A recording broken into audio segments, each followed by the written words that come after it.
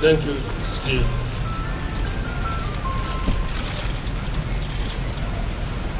My fellow Kenyans, I stand before you today as a very proud Kenyan. And all of you as well should stand tall at this great moment of our history. Amid all the tensions generated by the stunning IEBC failures in the management of this most important election since independence of our country, you have taken no actions which would imperil our peace. These failures dwarf anything Kenyans have ever witnessed in any previous election.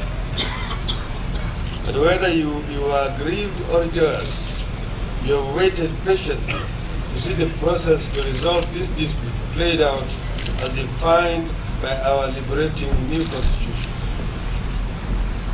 Your commitment to the rule of law and to peace has put to shame the prophets of doom who are convinced the supporters of the declared losers of the fourth march would embark on a bloody course. But those same prophets are now warning that the violence looms around the corner at any of the constitutional steps that lie ahead in resolving this election dispute.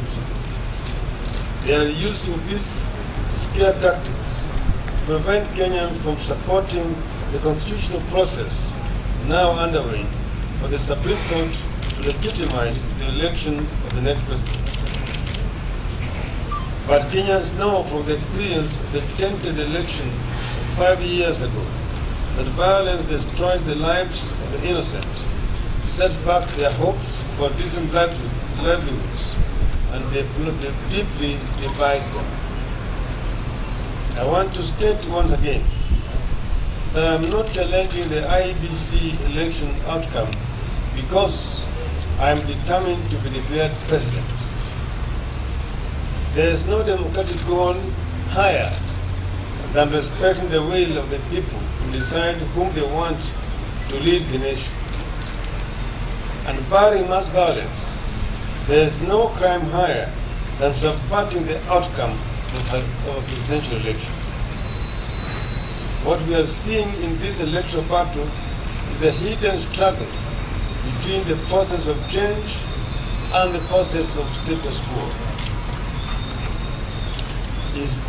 Is that successful historical process of greater freedom for which so many sacrificed so much going to be stopped dead in the tracks by the few who refuse to yield anything to the many? When Kenya burned 5 years ago, after an election so tainted that Judge Krigler said no one could be sure who won it, I readily decided to make the sacrifice that was needed to keep Kenya whole. But what I regret is that we did not put in place any mechanism to identify and punish the perpetrators of that election crime,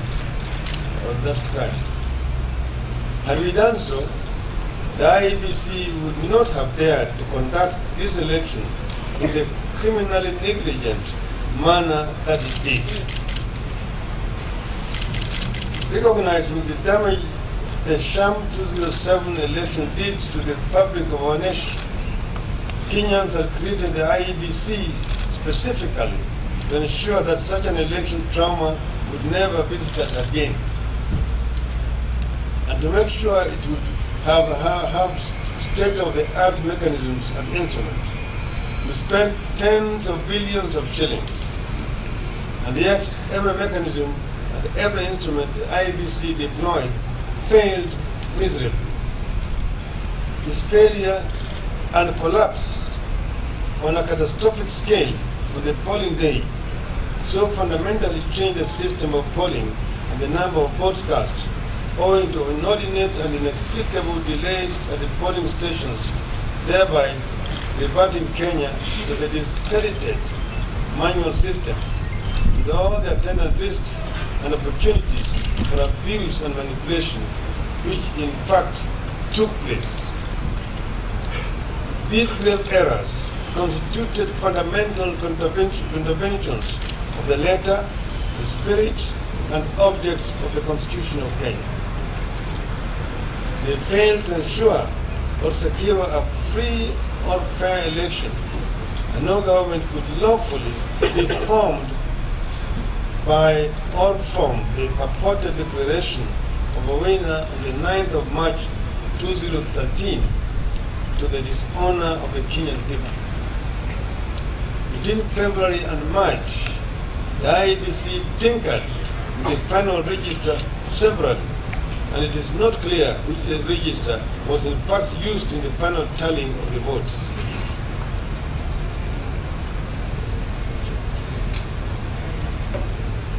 On the polling day, officers of a company by the name Kencol EPZ Limited, a call center, were reportedly receiving the results of the general elections, and specifically the presidential ones.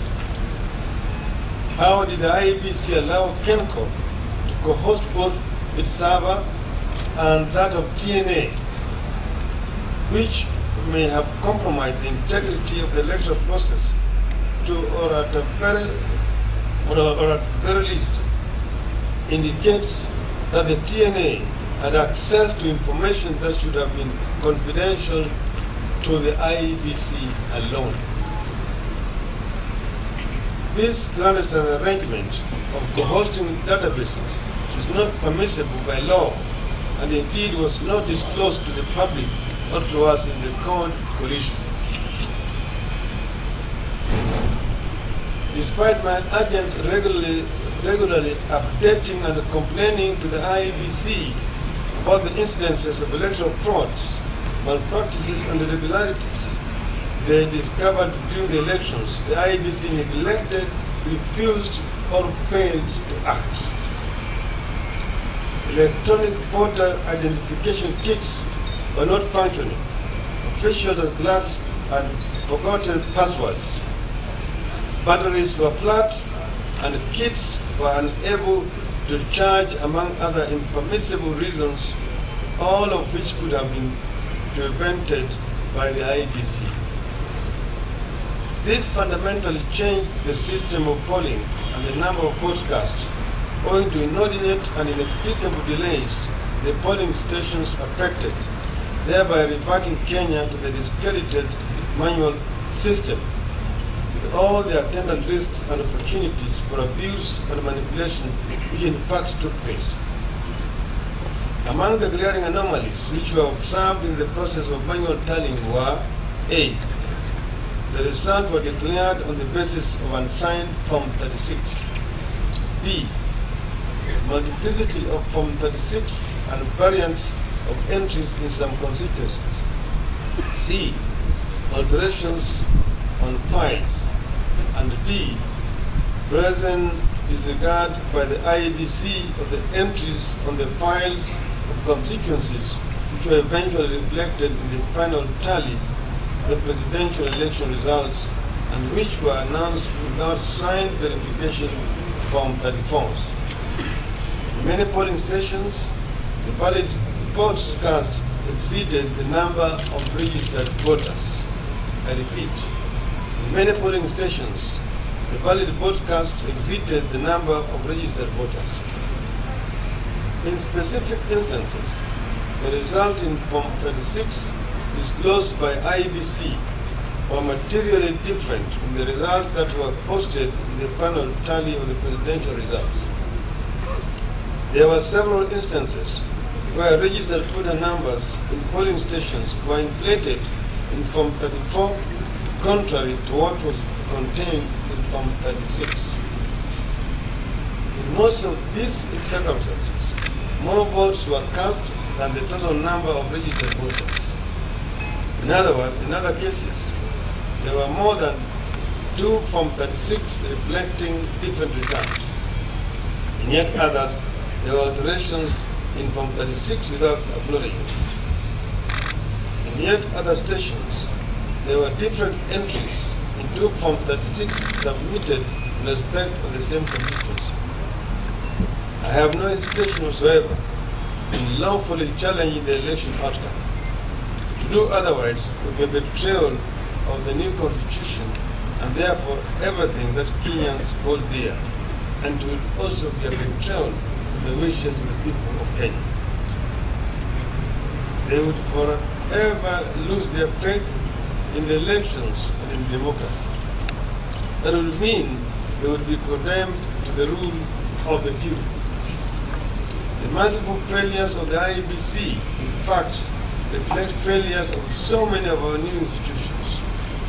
But the one institution in which all Kenyans still have faith is our new judicial. It's a faith based on the achievements in the last 2 years. In the new Kenya, the courts have been vested with enormous powers, including the power to curb the unlawful use of the authority by the executive and, of course, the IEBC. Let me conclude by saying that the march of democracy can no longer be stopped in Kenya. Our people have struggled for too long and made too many gains in the last 20 years to be cowed into submission again. We cannot begin what was supposed to be a new era under a new constitution in the same old ways. Kenya's determination to uphold democracy is renowned around the world, and our African and international partners knew in 2007 that there would be prolonged instability if the last election outcome was blessed to stand. But this time round, we have our own Supreme Court to resolve our election crisis. This is a historic case which is being watched all over Africa and the international community. Nothing like this has happened on our continent. The new constitution was not the beginning, but the culmination of one great phase of the democratic struggle in Kenya. I am absolutely confident that the promise of that constitution will be reinforced in the days to come by the judges of the Supreme Court. I have repeatedly indicated my commitment to respect and abide by the Supreme Court ruling. I invite my brother, Honorable Kenyatta, to publicly do the same. His joining me would strike a huge blow for the rule of law in Kenya. It will also immediately reduce the tensions generated by this election outcome. Thank you. God bless Kenya.